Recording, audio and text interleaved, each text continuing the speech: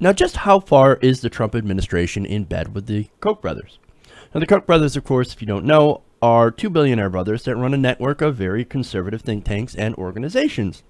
These organizations spend millions of dollars essentially attempting to destroy the government by putting people in it. Basically, buying our politicians and installing people that have their extreme libertarian / conservative ideology. Now, people who happen to be in the Trump administration. Now, wait a minute. So Koch brothers operatives are now inside the Trump administration. Yes.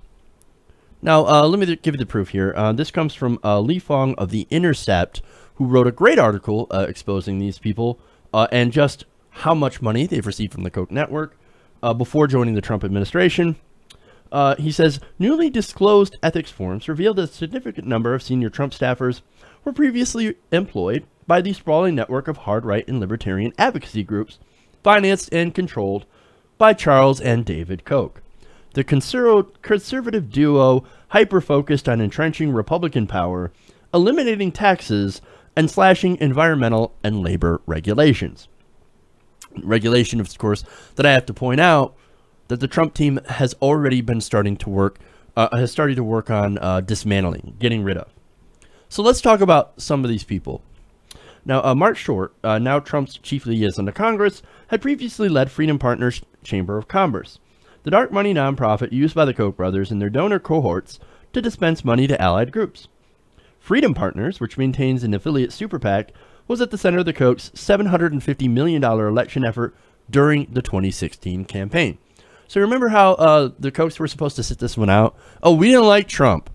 We're a little iffy on Trump, so we're not going to spend the what, $1 billion that we plan to spend. No, they still spent $750 million during this election.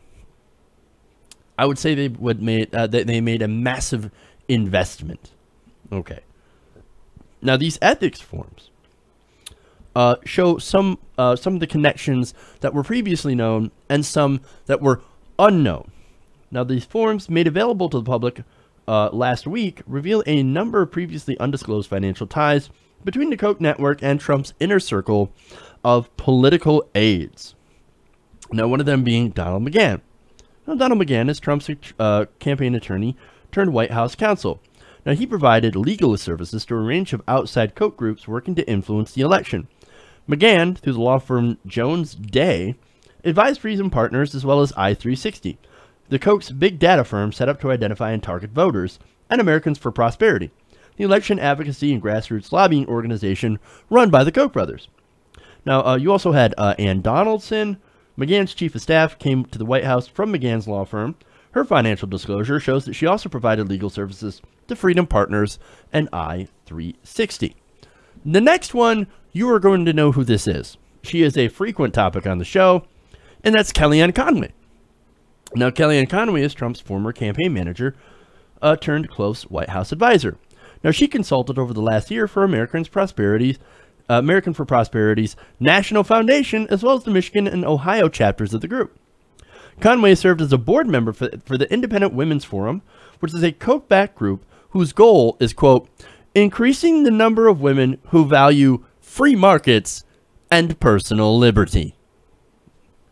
Because look, if it's one thing that I know that women want, it's to have bootstraps chucked at them. That's what that means. Oh, free markets, personal liberty. Right. Except when it comes to abortion, by the way. Abortion rights, reproductive rights. That stuff, no, let's not have that much freedom. Let's scale back the freedom there, boys. All right. Freedom, man. Bootstraps. All right. So now these people have advocated these positions through obviously intense lobbying. Fong explains. Koch groups were active in battleground states that proved critical to Trump's victory.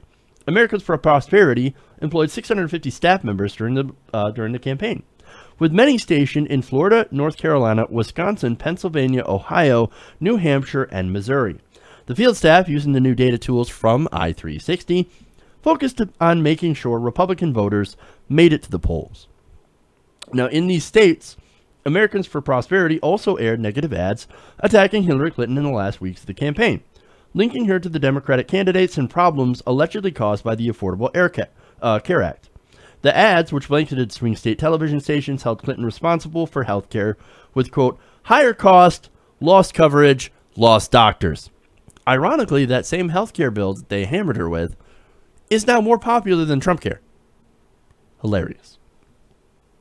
Now, of course, they spent this money in the hopes that Donald Trump would win, obviously, and start appointing people in order to wipe out regulations. In fact, Freedom Partners Vice President Andy Koenig told the Los Angeles Times after the election that his group hoped that Trump would, quote, walk in with a eraser and wipe out as many Obama-era reforms as possible.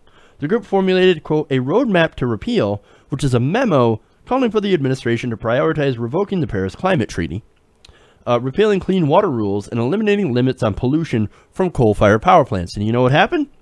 That's exactly what they did. He came in and he wiped out those regulations. In fact, this is how they did it. Trump and congressional leaders have used a little-known procedure called the Congressional Review Act to swiftly roll back the very regulations identified in this Koch memo. So, word for word, every single regulation that is outlined that Donald Trump could repeal using this Congressional Review Act, gone. So there you go.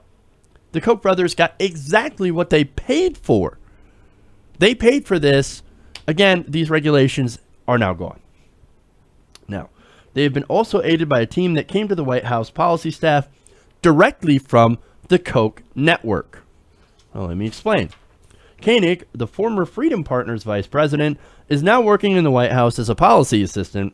Koenig's financial disclosure showed that he made a $320,000 at the group before moving through this revolving door. In addition, Andrew Bremberg, now the director of the White House Domestic Policy Council, and Bethany Scully, an official working in Trump's Office of Legislative Affairs, both worked for Freedom Partners. Bremberg's disclosure shows that he consulted for the group through a consulting firm he owns called Right Policy, LLC. That revolving door, man. The Trump policy team also includes Brian Blaze, a special assistant to the president working on healthcare issues, who came to the White House from the Mercatus Center, the Koch network think tank at George Mason University.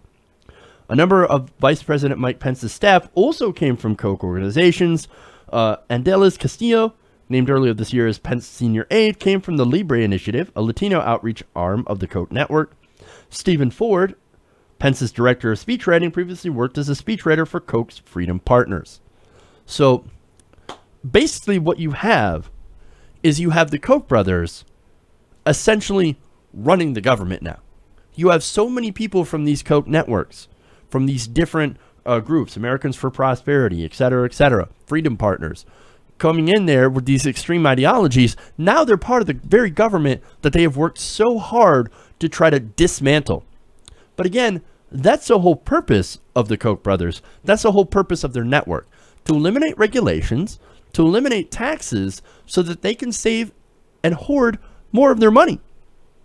Again, it comes down to the money. It's all about how much money can we have, how much money can we save.